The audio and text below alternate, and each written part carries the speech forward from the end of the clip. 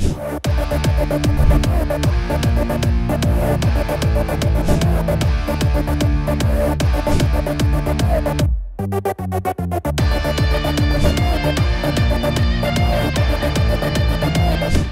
ఖమ్మం నల్గొండ స్థానానికి పెద్ద ఎత్తున నామినేషన్లు సమర్పించారు. ఈరోజు చివరి రోజు కావడంతో పెద్ద ఎత్తున అభ్యర్థులు కూడా తమ ఆశావాహులతోటి అంటే వాళ్ళ బలాన్ని చూపించుకుంటూ పెద్ద ఎత్తున ప్రదర్శనలు నిర్వహిస్తూ ఈరోజు నామినేషన్లు అయితే దాఖలు చేశారు.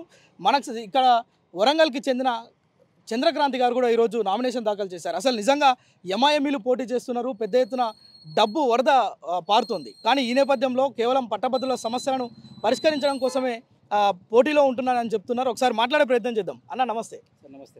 పెద్ద ఎత్తున రాజకీయ పార్టీలు ప్రెస్టేజ్గా తీసుకొని ఎమ్మెల్సీ ఎన్నికలు నిర్వహించేందుకు సన్నద్ధమవుతున్నారు. మరోవైపు బీజేపీ నుంచి, అదేవిధంగా టీఆర్ఎస్ నుంచి, కాంగ్రెస్ నుంచి తీన్మార్ మల్లన్న లాంటి పెద్ద పెద్ద ఎంఐఎంఈలు పోటీలో ఉన్నారు. మీరు ఏ ఆశతోటి ఈ పోటీలో నిల్చున్నారు? అసలు అంటే ముఖ్యంగా నేను ఈ సాధారణ ఎన్నికల కంటే ఇవి భిన్నంగా ఉంటాయి. ఎందుకంటే ఈ ఎన్నికలు అనేది చదువుకున్నవారు, విద్యావంతులకు సంబంధించిన ఎన్నికలు కాబట్టి డెఫినెట్గా విద్యావంతులు అనేవాళ్ళు బ్లాక్మెయిలర్లను, ఎవరైతే స్వంత ప్రయోజనాల కొరకు నిలబడే వాళ్ళను పార్టీలకు అతీతంగా ఎన్నుకుంటారు. ఎందుకంటే ఇప్పుడు గడిచిన అన్ని ఎన్నికలు చూసినా కూడా లాస్ట్ ఒక 20 years నుంచి మనం తీసుకున్నా కూడా అధికారంలో ఉన్న పార్టీ ఎప్పుడూ ఈ ఎన్నికల్లో గెలవలేదు.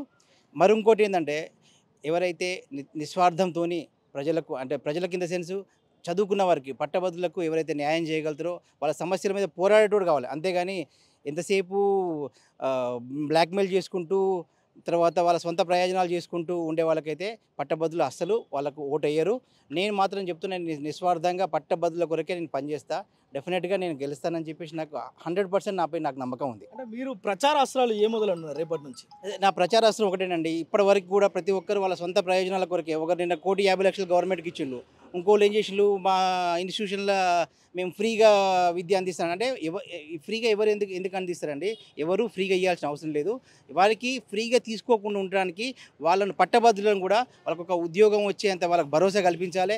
దాంతోపాటు ప్రతి ఒక్కరిని కూడా ఎంటర్ప్రైనర్ చేయాలి. ఎంటర్ప్రైనర్ చేసినప్పుడు ఏమైందంటే వాళ్ళకు కూడా వాళ్ళ కాళ్ళ మీద నిలబడే శక్తి వాళ్ళకు వచ్చేస్తుంది. అంతేగాని ఫ్రీగా ప్రతిదీ మేము ఫ్రీగా ఇస్తాం, మేము గవర్నమెంట్కి అది ఇస్తాం అంటే వీళ్ళు గవర్నమెంట్కి ఇస్తుందంటే వాళ్ళ నుంచి ఎంత ఆశించాలనో అంత ఆశించాలనే ఒక దృక్పథంతోనే వాళ్ళు ఈ యొక్క విధానాలు పాటిస్తున్నారు. అవి మాత్రం ఎప్పుడు చదువుకున్న వారు మాత్రం డెఫినెట్గా వాళ్ళ యొక్క సొంత ప్రయోజనాలు కాకుండా ఎవరైతే వాళ్ళకు మేలు చేస్తారో వాళ్ళ గురించి ఆలోచించి డెఫినెట్గా వాళ్ళకే ఓటేస్తారని నేను అనుకుంటున్నాను. ముఖ్యంగా ఉద్యోగ అవకాశాలు లేక చాలామంది యువత ఈరోజు రోడ్డున పడ్డారు. వాళ్ళకు మీరు ఎలాంటి భరోసా ఇస్తారు రేపటి నుంచి? అదే చెప్తున్నా కదా, ఇప్పుడు ఉద్యోగ అవకాశాలు ఇప్పుడు ఎవరు గెలిచినా కూడా వాళ్ళు వెళ్ళి గవర్నమెంట్ సంఖ్యలో కూర్చుంటారు.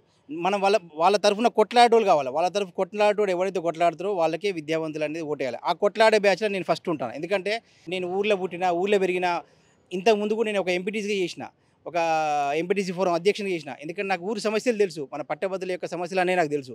ఆ సమస్యలు తెలుసు కాబట్టి గవర్నమెంట్తో కొట్లాడేటోడు కావాలి. గవర్నమెంట్లో ఉన్నప్పుడు ఎవరు గవర్నమెంట్ని ప్రశ్నించలేరు. కాబట్టి ఎవరైతే ఇలాంటి విషయాలు ఇప్పుడు ప్రతి గవర్నమెంట్కు అందరూ చెప్తాను, నాకు ఒక డిఎస్సీ అనేది ఒకటే కాదు కదా, డిఎస్సీ ఉంది, Group 1, Group 2, Group 4 ఎన్నో ఉద్యోగాలు ఉన్నాయి. అన్ని ఉద్యోగాలకు ఒక క్యాలెండర్ అనేది రావాలి. ఆ క్యాలెండర్ గవర్నమెంట్ కూడా చెప్తుంది, నేను క్యాలెండర్ ఇస్తాను. కానీ గవర్నమెంట్ ఆ క్యాలెండర్ ఇవ్వడానికి కొట్లాడేటోళ్ళు కావాలి. అప్పుడే మన యువతకు ఉద్యోగాలు వస్తాయి.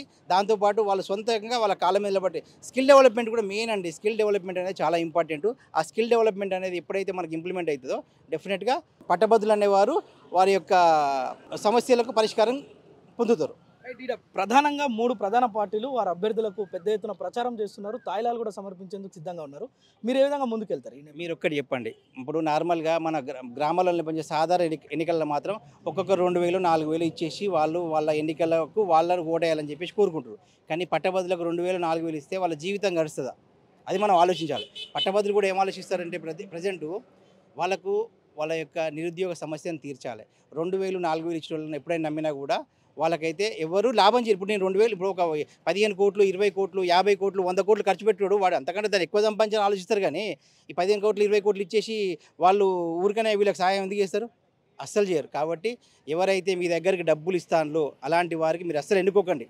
ఎందుకంటే మనం తెలివి కల్లోని చదువుకున్నోని ఎన్నుకోకుంటే ఆలోచన లేని వాళ్ళ చేతిలో మన పిల్లల యొక్క భవిష్యత్తును పెట్టాల్సిన పరిస్థితి ఏర్పడుతుంది. ఇలాంటి డబ్బులు ఇచ్చి వాళ్ళ స్వప్రయోజనాల గురించి ఆలోచించే వాళ్ళు మన పిల్లల యొక్క భవిష్యత్తును అస్సలు తాకట్టు పెట్టద్దు. మన విద్యావేత్తలు కానీ పట్టభద్రులు కానీ మీ అందరికీ నేను సవినయంగా కోరుకునేది ఒకటే, మీరు విద్యావంతులైన నన్ను మీరు ఎన్నుకోండి, మీకు నేను 100% మీకు న్యాయం చేస్తానని చెప్పేసి నేను ఈ సముఖంగా చెప్తున్నాను. ఇది కేవలం బ్లాక్ మెయిలర్స్ని, డబ్బున్నోళ్లను, ఓట్లు కొనుగోలు చేసేవారిని కనుక ఓట్లు వేసి గెలిపిస్తే పట్టభద్రుల జీవితాలు ఆగమవుతాయి. తనకు ఓటు వేసి గెలిపిస్తే ప్రజా సమస్యలు, పట్టభద్రుల సమస్యలు పరిష్కరించడంతో పాటు ఉద్యోగ అవకాశాలు కల్పిస్తామని స్పష్టంగా హామీ ఇస్తున్నారు.